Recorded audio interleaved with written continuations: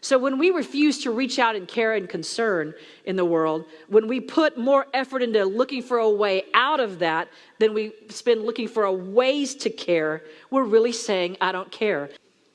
When we care like Jesus cares, that creates in us a love and a concern for others. And that love and that concern overcomes excuses and takes action. And I want to be really clear that I know that we can't do everything. No person can do everything, but we can do something. We are saved by grace, not by good works.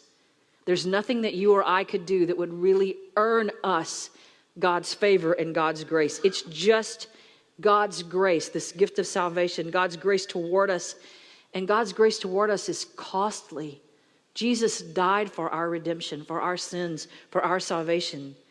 It wasn't cheap. And so we must not cheapen God's grace by thinking that we are going to ever be good enough to earn it.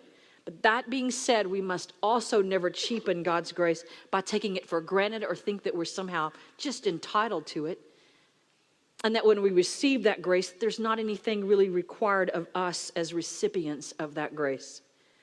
Though we cannot be saved by good works, those who are saved will practice good works. It makes a difference when we care. That caring makes a difference when we do something. And when we personally encounter someone in need, or we hear about someone in need in another country, and the Lord burdens our hearts about that, we need to respond as we are able. We need to care like Jesus cares. Love overcomes all the excuses and moves us into compassion and action.